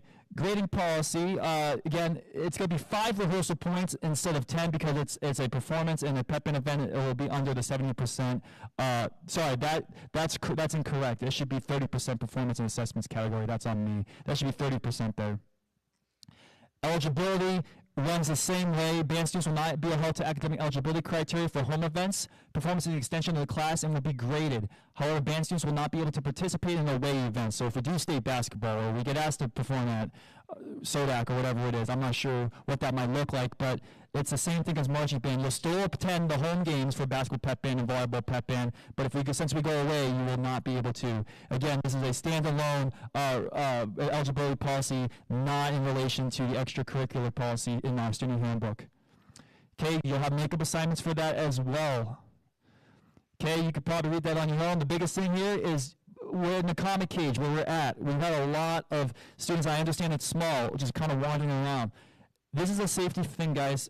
If we wander around and your parents ask me where you're at, and I don't know where you're at, that does not look good on me and the school. Like if you decide to wander around and then someone's like, there's a family emergency and I need to be home now, and I don't know where you're at, that first of all, I now have to find where you're at, and if nobody knows where you're at, that's a problem, right? All you have to do is if you need to use the restroom, concessions, whatever, just let me know. And 9 times out of 10, unless we're not, since we're not playing, I'm going to say yes. And you should know that if you've asked me to use a restroom or whatever, I say yeah, sure. But if we're playing, I might say just wait till the end of the end of the song and then go for it, okay? But just communicate with that me. Don't be shy about saying it, because I'm never going to take away your bathroom privileges, all right? Like I know that we have things we have to do, but just communicate that with me. That's all I'm asking there. Okay, secondary uniforms. So the 90s track started because we purchased those. We are going to make those the uniform for pep band. So that they'll get a jacket and pants. They'll get a shirt, ball cap, athletic shoes. The other thing is they'll be able to take the jacket and the pants home. They're really comfortable. They are really comfortable. I actually fell asleep in the sweatpants one time. And the other thing is if they lose them, it's going to be $45 for the jacket and $40 for the pants. So please make sure you keep track of that and return them, as that is your responsibility, okay? And you get to keep them for the whole year there. Okay, and then last thing is, can you go to the back of that policy there, back of the policy? And I want to talk about the agreement form. We want to start working on this, getting our drill writer informed of what we're doing next year. So we do have an agreement form. You do not have to sign this tonight. If you would like to pray and think about your decision here, totally understand and respect that. The agreement form is going to be Monday, May 13th. Our numbers are due so we can start writing drill for the show. We want to start early so that way by band camp hits, we have everybody locked in and we can get your parts distributed. By signing the form, you are acknowledging and agreeing that you are going to participate in marching band and pep band.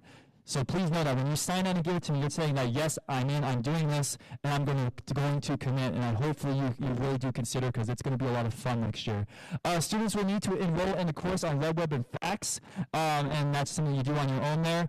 And then section leaders and drum majors may contact you over the summer to schedule a small get-together before camp. So there is a small section there that talks about student phone number. Please note that this is not for my personal use. I would never text your students about just wanting to hang out. That's a little weird and creepy. But what I am going to do is I'm going to send this to section leaders and drum majors and say, hey, why don't you contact your flute section or contact your trumpets, and let's just get together, maybe do ultimate frisbee or something like that, just so they can get to know their group a little bit more. If you feel comfortable, go ahead and fill it out. If you don't, we understand you can leave that blank. That is completely optional.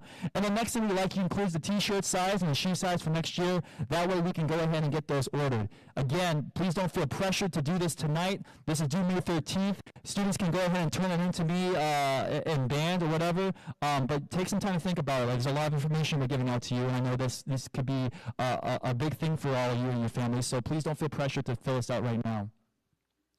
Okay, real quick, we'll talk about jazz band. We're almost done. Thanks for staying with me here. Jazz ensemble. It's audition group. This has been a great group this year. Our jazz ensemble is not part of the high school band and drumline class. This is a separate group. If you would like to be in jazz ensemble, this is the top premier group of our instrumentalist group here at Rapid City Christian. There's going to be an audition, and the audition is going to be handed out here within the next couple of weeks as I'm putting that together. And these guys perform a lot. Raise your hand if you're in jazz band, jazz ensemble. Yeah, these guys are awesome. We've performed at the Christmas at the Capitol in Pierce, South Dakota. What else have we done? We've done YFS Kids Fair. We've been asked to perform at multiple small Christmas gatherings, and it's a great group. But because we perform and we're kind of like a touring group, we go and we get asked to perform a lot. This is an audition group. And again, if you're interested in that, come talk to me, and that way we can get you the audition. But here's the deal with jazz band. You do not have to be in marching band or concert band to be in jazz band. That could be a separate class. What I do encourage you to do is do both, because you're going to get that great marching band experience, and it's going to translate into your jazz band experience and your improvisational skills. Why not do both if you can, right? But you don't have to do that. You can choose one or the other. But know that it is an audition group, and we only take a very limited amount of instruments. So that's our jazz ensemble this year. They went to University of Wyoming, and they did very well at that festival there. And so here's our instrumentation here. We stick with alto saxophones, tenors, and baries, trumpets and trombones, keyboard, bass guitar, and drum set. The reason why we don't include flute, clarinet all the time, French horn, is because this is a traditional jazz ensemble. This has been set decades in the making, and there's something about that these instruments create the sound of a jazz band. It's very hard for a euphonium player to be able to play in jazz band if they're playing euphonium or French horn. Nothing against the instrument. It's just it doesn't blend well with our jazz ensemble. So if you're interested in playing some of these instruments, like, oh, I would love to learn trumpet to be in jazz band, again, just that's a conversation you can have with me, and we're more than happy to talk you into getting that instrument or whatever it is. But that is our instrumentation for jazz band, and we are looking for a rhythm section, so we have a drum set player, someone who plays electric guitar, electric bass, and keyboard, and every year we'll audition the jazz band so that we get the top instrumentalist players here at Rapid City Christian School. Okay, again, they might be asked to do trips. A lot of times it's like, I get emails so much about, hey, could the jazz band perform here? And a lot of times I have to turn that down because of other commitments and then just our scheduling. So it might be on the weekend, they're like, hey, I need you to perform on the 21st, and it's like the 8th. And so we usually just ask the jazz band, like, hey, jazz band, can we make this work? Either they're like, yes, we can, or we can't, and we just kind of go from there. But a lot of the events that we do are just they're kind of just impromptu. They just kind of show up based on interest level and just kind of based on exposure from the community. But we've been asked to do quite a bit this year as a jazz band, which again has been a lot of fun. But trips do happen quite often here in this group. Okay, calendar real quick. If you want to transition to the calendar, real quick with this should be all the events that we have currently from 2024 to 2025. Please note that some of these events might be added, they might be taken away, but this is what we have for now. The fall calendar is more accurate than the spring calendar, just so you know, because we don't have all the dates for spring stuff yet. Biggest thing is we have our Christmas and our spring concert, December 13th, 2024, and May 8th, 2025. So we already got those lined up for that. So if you want to mark that, put that on a sticky note or something, that way we have those dates as well. Those are our 2 concerts for next year. And then we talk about June. We have a leadership camp for, again, we're going to train our leaders how to be leaders. We have a drumline camp for drumline members only in June. In July, we do have a parade practice on Monday to prepare us to march the 4th of July parade on Thursday. Right now, call time's at 8 a.m. Parade starts at 9:30. It allows us to get changed into uniforms and be able to just practice and warm up as well. And then our camp is July. The reason why we do an early camp is so that we're not conflicting a lot with the middle of summer for you guys. We know that for July, most people are either here or they're gone, but we try to keep it beginning of July so that way it doesn't conflict with August and July stuff, but it also doesn't conflict with all the other camps that are going on throughout the year as well. And so that's our band camp there. For August, we have the band camp 2, and then we start field rehearsals, and then we do a band cookout. Again, the field rehearsals are 5:30 to 8 to get us into the mindset of this is what it's going to feel like to practice at this time of night. And also, as teachers, we have training throughout the day as well, so I'm not able to do a camp at like 1 p.m. as much as I would love to do that. We do have training that day, so this week, so we can't do that. September, it gets a little bit more busier. We do have field rehearsal. Varsity games for football are up. And actually, Mr. Courtney did a great job. There's actually a football schedule and volleyball schedule for all the games next year that are over there by the music stand, in case you're wondering about that. So we are busy in September. And we start dying down a little bit more in October. And then we are pretty much done with marching band by, I say, the 12th. The reason why the 15th is there is just in case we get asked to perform somewhere, because that is sometimes the case where they're like, hey, we want you to perform at the South Dakota School of Mines halftime or whatever. Sometimes it happens. But we anticipate it being done at the March Meridian event in Yankton and being completely done there.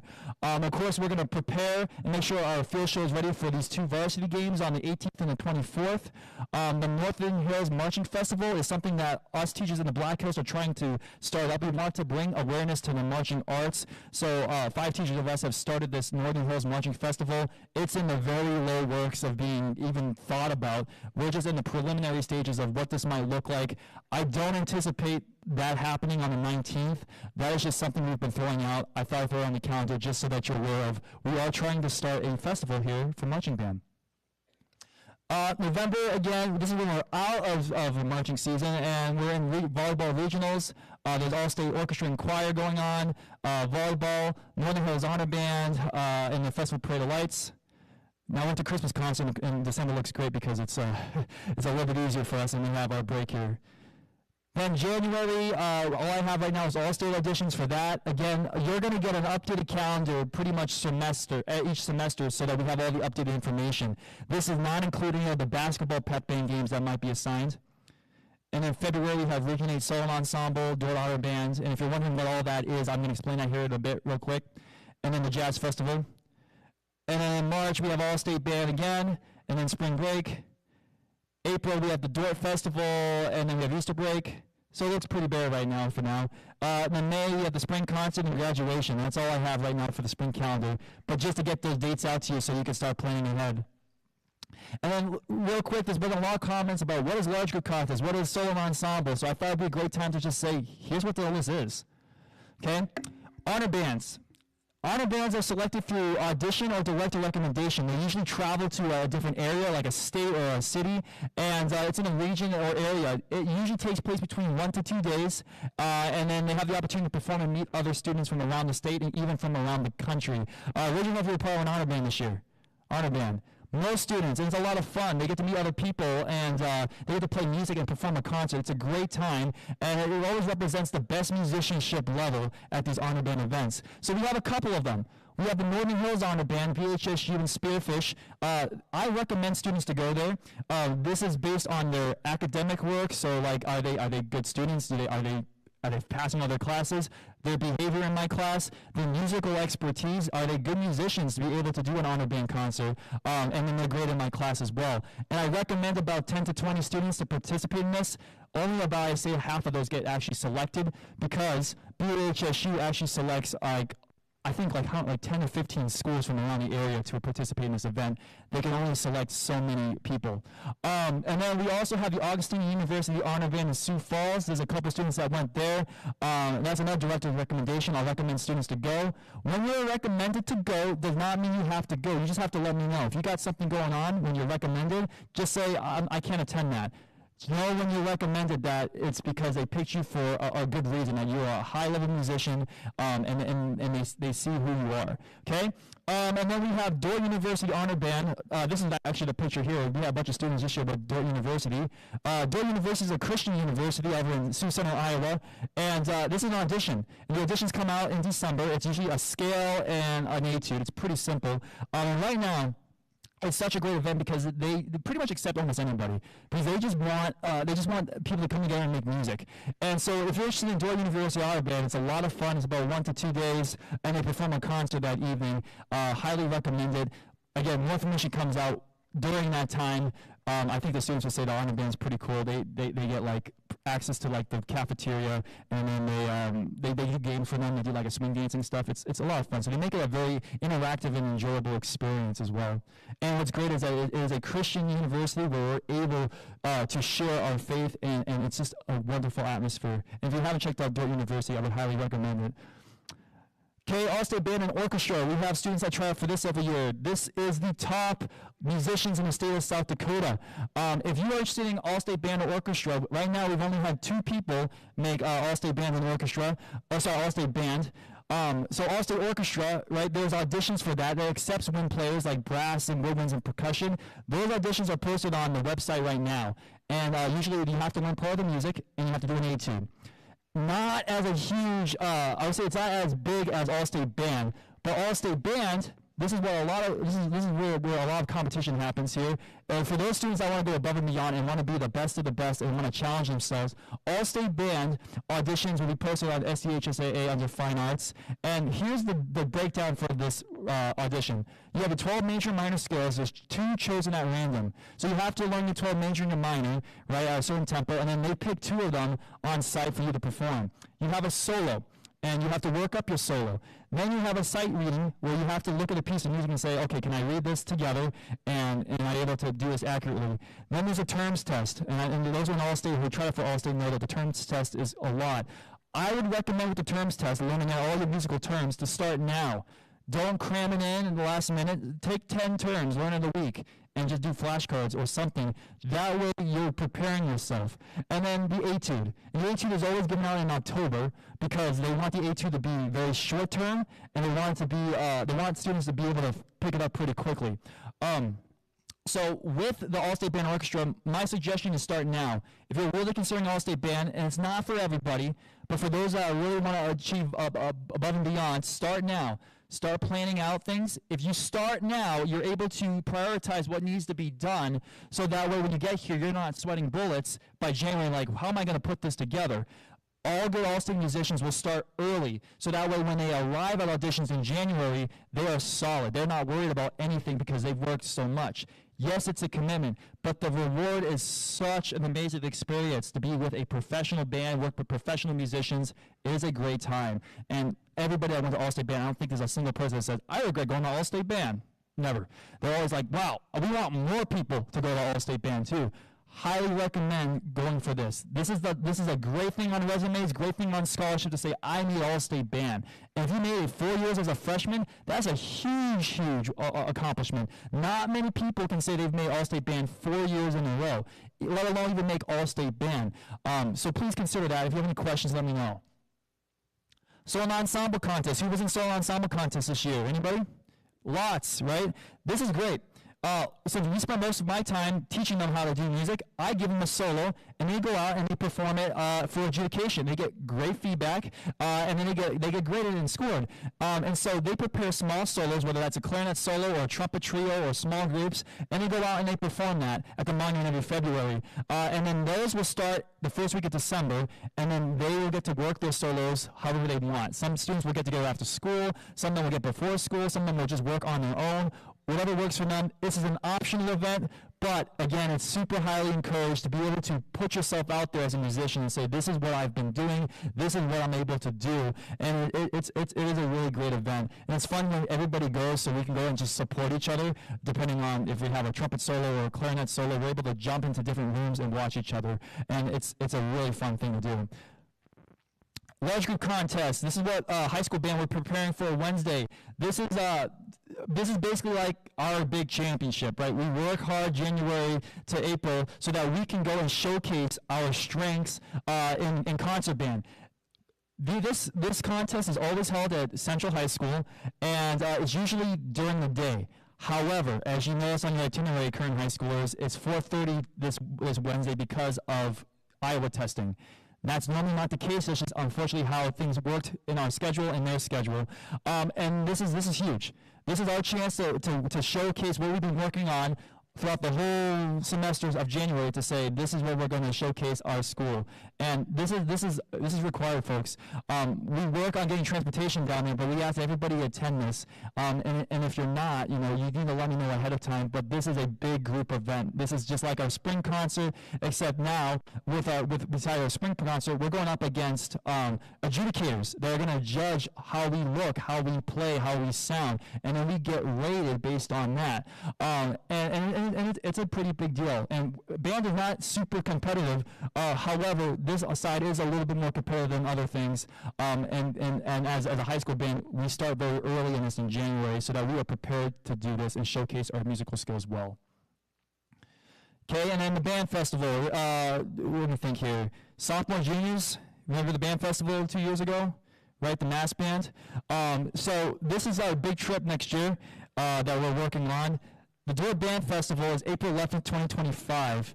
We would like all band members to attend this. This is the big trip, and what's great about this is they get to perform in a mass band of over 700 students. and it's crazy. Like if you ever imagine playing with like 90 trumpets, it's insane. But it's a lot of fun. And students that say that I've played in a band of 700 to 800 students is very rare. And there's not a lot of groups that do something like this. And so what we need to do is what we're thinking is fundraising for a bus, which is right now around $5,000, and we're going to work towards that. And if you have any questions or you want to support us in getting us to be able to do this festival, please reach out. I'm always accepting more and more comments and just questions on how we can get them to do something like this. This is what we're shooting for, and this is what we're planning for our giant festival. And again, it's at Dordt University, and it's a great Christian university where we're able to perform music and glorify God with 700 to 800 musicians and get to know other Christian schools from around the area. What a great event that is, for sure. Okay, just a couple of final remarks here. We are asking, some things to consider. If you ever feel so called to do so, if you don't, I get it. But if you feel called to help us out with any providing snacks and drinks for marching band or pep band events, please let me know. We're always looking for providing dinner before pep band games. That helps out for students that are in two activities and they can't get dinner. It allows them to grab something on the road or grab something here. We're always looking for van drivers for possible trips. Usually, I'm always driving the van, and we need somebody else to drive a van. So that also helps us out as well. If you can fit that in your schedule, your busy work schedule, that would be amazing there. And then we might need help with uniforms like hemming and being able to adjust the pant legs, and I'll let you know about that as well. And then for band camp, if anybody wants to provide meals or snacks or anything, cupcakes, I don't know, pizza, we've had some parents in the past that provided that. That's an option as well. Please don't feel obligated to go ahead and do all this. These are just things that we want you to be aware of. If you ever feel so called to help and serve in any way, these would be wonderful things to do for our program to help these students and to just create, again, this just inviting atmosphere. Okay, I talked a lot. I apologize that I've taken a lot of your time. There's a lot of stuff to say. Opening up for questions. Amen.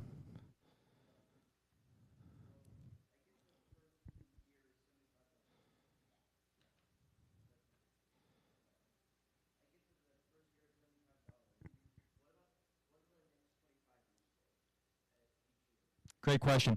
That's going to go towards trip funds, and going to go towards helping out with maybe mileage, and maybe helping out for our drill compensation, helping us with paying our staff members. So that's going to help contribute to the growth of our program. Great question. John, do you need to be in percussion to be a drum major? No, you do not. Drum major is a fancy word for a student leader. It was a military thing. Does not mean you have to be a drummer to be drum majors. Flutes can be drum majors. Trumpets can be drum majors. Anybody can be a drum major in band if they're willing to put the work into it. Great question. Anything else? Yes.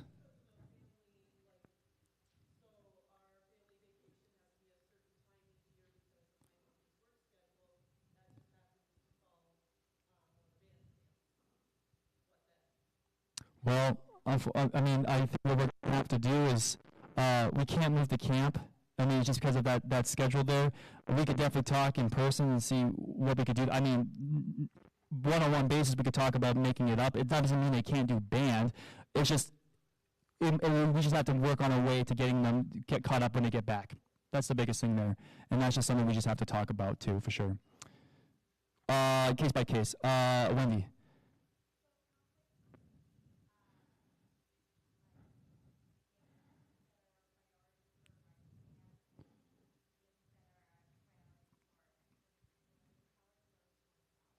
So right now, the way we have it worked out is if you are in an extracurricular activity, right, and that takes up during marching band, you do the extracurricular activity, and you will not be penalized for that. So like if there's a volleyball game going on during marching band, you got to attend the game. That's that's that. We're not going to penalize you for that. We just ask that when it's done and over with, that you come and join us. Most likely we did this year.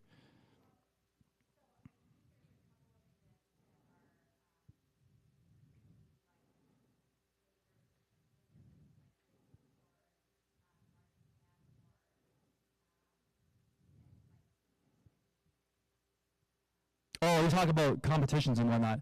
Okay, great question. So what Emin and I have discussed is we're just going to leave this up to you folks.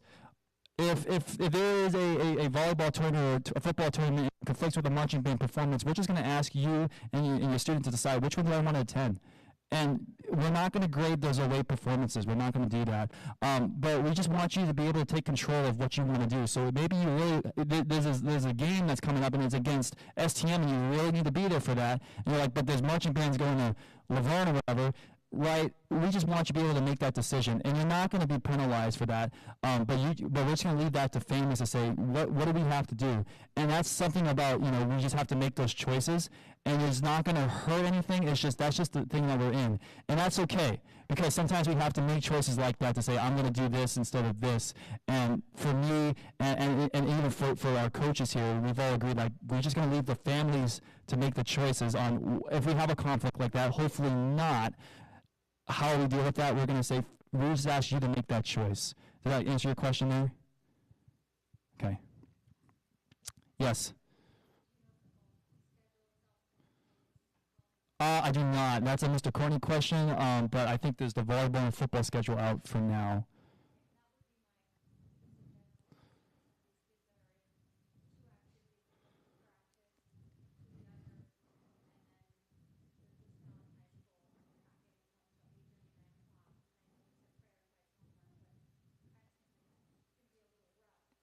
It sure can. And let me put it this way, folks.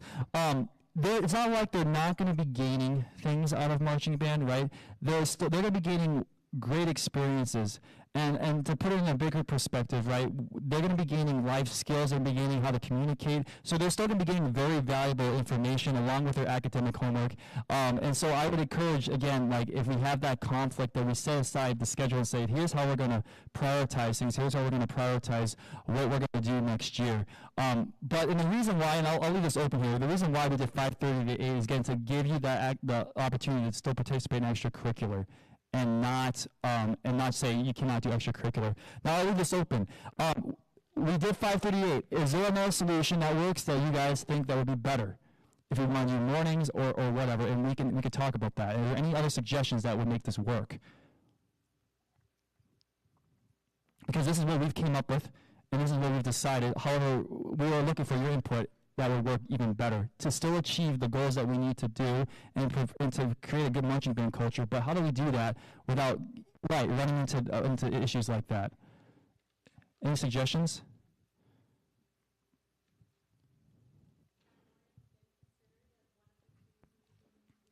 Mornings have been considered. We've talked about doing like a 7 o'clock morning. The only thing that we've talked about that conflicts with it is maybe weightlifting, and that might be it.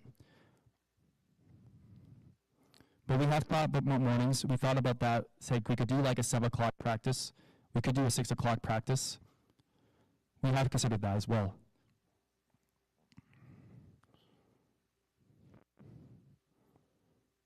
Anything else? Yes.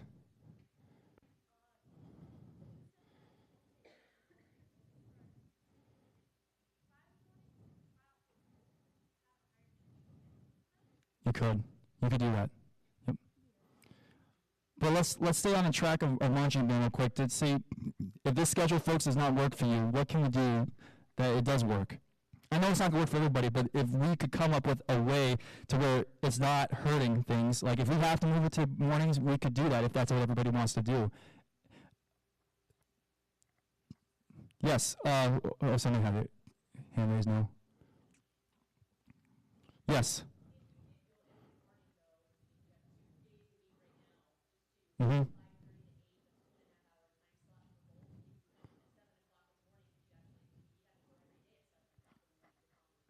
Exactly. Right. Unless here's the deal. If we want to do marching band, but we don't want to do the competitions and we don't want to do the trips, then we could probably just get away with just doing like in-class marching band, but we won't be able to do the drill as much, and we won't be able to perform the high-level quality of music. And so that's the give and take that we have. So that's something to consider as well, is if we want to produce all these great events and be able to showcase the marching band in a different way, you're right. We do have to get that extra hour in. But if we go 7 o'clock every morning, it would probably be 5 days a week. The reason why we did Monday, Thursday was Monday there's really not a lot going on. Tuesday there's always some kind of conflict. Wednesday we never schedule anything on Wednesday, and we don't want to schedule anything on Friday either because of like home events and whatnot. So we're thinking maybe Thursday. And looking at the schedule, that's why we did Monday, Thursday instead of like Tuesday, Thursday, Monday, Wednesday. But I mean, we could do 7 o'clock in the morning. But the other thing is we have to run into weightlifting problems and other things like that, and transportation getting here as well. And that's something we always have to consider. What's that? What do you guys feel on one day on the weekend? Yes, I don't know. I try to respect your guys' time. I understand that it'd be good, but we need a break from school, and we need to be able to spend time with the families on the weekend. And so I would probably say that one, probably not. Yes. Okay. Okay, let's just do this. Anybody in favor of 7 a.m. rehearsals? Every day. 7 a.m., 5 days a week.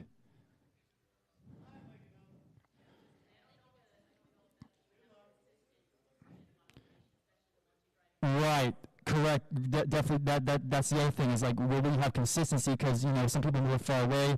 So we also think 5:30 to 8 because most students are already here at school. They either do homework in the study hall and then they're here.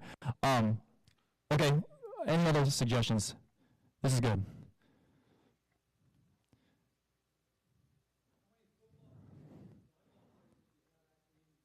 So we had 2 or 3 volleyball players, and we had, oh boy, I would say 5 or 6 maybe football players. Trevor, how many football players do you have? 5. What's that? This year? We had, off the top of my head, I think 50, 51.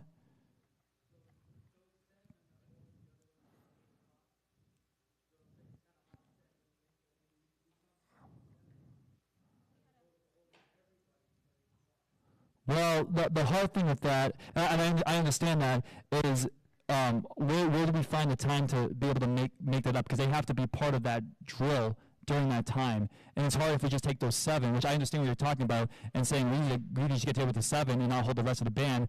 Well, then they can't create the drill and the formation in the field because we don't know what it looks like in the bigger picture. That's the only thing with that.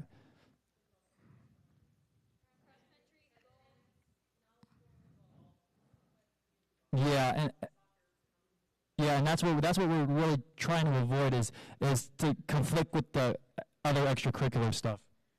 I want to piggyback off of that really quick. Another thing is because of football and practicing, how can 2 groups be on the field at the same time? That's another thing that can be a little bit tricky. And so by offsetting that time, football can still have their practices and use of the field, and then band gets the field later. Yes.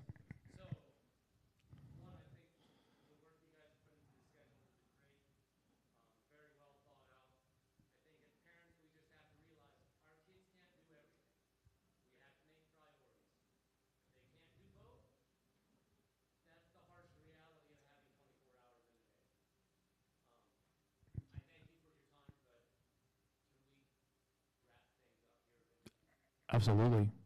Absolutely. Folks, if you have any other questions or comments or concerns, just let me know. I'll go ahead and pray for us, and then let's get out of here, yes?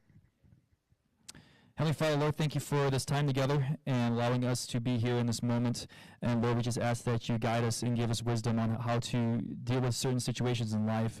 And thank you for these parents and students and everyone here to support music and to be listening in ears for us, Lord. And we just ask you to be with us as we travel home. In Jesus' name, amen. Folks, thank you very much.